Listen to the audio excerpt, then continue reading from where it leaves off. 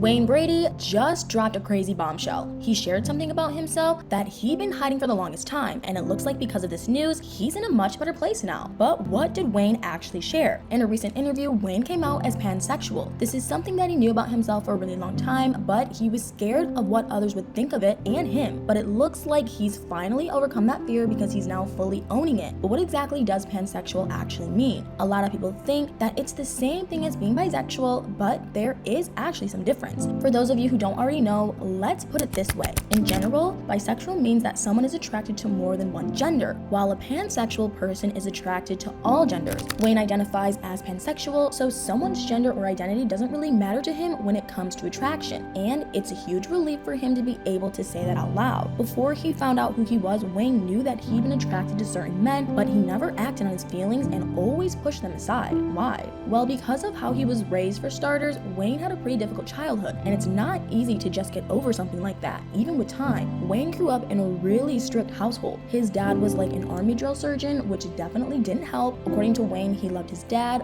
but he just didn't understand his dream of becoming a performer. Apparently, performing arts just wasn't a practical career in the eyes of his family, and even after he was sent to live with his grandmother, life didn't get any easier for him. Because of how teens were running around and using illegal substances back then, Wayne's grandmother had a tight hold on him because she didn't want him to get in with the wrong crowd. She didn't let him go out, so he couldn't play with other kids. In a way, this kind of worked out in Wayne's favor because he learned how to be very self-reliant and he was able to self-motivate himself. But this wasn't all it did for Wayne. It also triggered his imagination, and that was how he realized that he was very good at school plays. Just like that, he made up his mind that this was something he'd like to keep doing. But even Wayne's imagination couldn't save him from the amount of bullying he faced growing up. Growing up, Wayne had a bad stutter, and this made other kids make fun of him a lot. It got so bad that sometimes he didn't even want to talk to other people because he would get so worked up about his stutter. Because of all this, it's easy to see why Wayne kept his true nature to himself. He didn't want to relive all the trauma he faced growing up. And no matter how you want to see it, with him being a public figure, there was always the possibility of him getting backlash from the public. Outside of the fear of what his family and other people would think of him, growing up, Wayne was also made to believe that calling someone gay was a way to hurt the person. But now he obviously sees things in a completely different light. Although Wayne wouldn't call himself gay, he said that if he ends up developing feelings for another man, that's gay and he has no problem with it. During Wayne's path to self-discovery, there was one thing that was really clear to him, and that's the fact that he loves his daughter and his family. But as Wayne realized how much he cared about those around him, he also realized that he needed to work harder on loving himself. Even though Wayne was a little scared to come out, especially to those around him, it didn't turn out to be as bad as he thought. The first person he came out to was his ex-wife Mandy, and she was really supportive because she knew that this would make him happier. And as for his daughter Maylee, she didn't have a problem with it either, which is just great to hear. Obviously, Wayne kept his true nature to himself for a very long time, but how long is very long? And when did he finally discover that he is who he truly is? Well, according to him, it all started when Robin Williams passed away in 2014. After Robin passed away, Wayne got involved in a group that was very vocal about mental health. They made him think about what his place in this world was. It wasn't until he got to thinking that he started learning about himself, and that was when he started seeing signs. After going through a checklist of things he needed to be truly and authentically himself, he realized he'd been living his life for others this whole time. In his words, he gave joy at work, but whenever he would go home, he'd realize that he didn't actually have joy. He isn't discrediting the fact that his family gives him joy, and he loves being a father more than anything, but it took a while for him to realize that that can't be his only source of joy, and that was when it hit him that he had a problem. At first, he didn't know how to fix this, so he tried pretty much everything. He did all the therapy he could for love addiction and had to start examining why he was looking for himself and his happiness in other people. In his mind, whoever it was that he saw himself with was who he was responsible for his joy. This was obviously a big problem. After doing a lot of self-reflection, he asked himself if he was gay, and the answer he came to was no, but he knew that he was getting somewhere with his realization. And this was how he concluded that he had to be pansexual. Even though he's in a much better place now, Wayne admits that he's still coming together, but at least he's happy and healthy.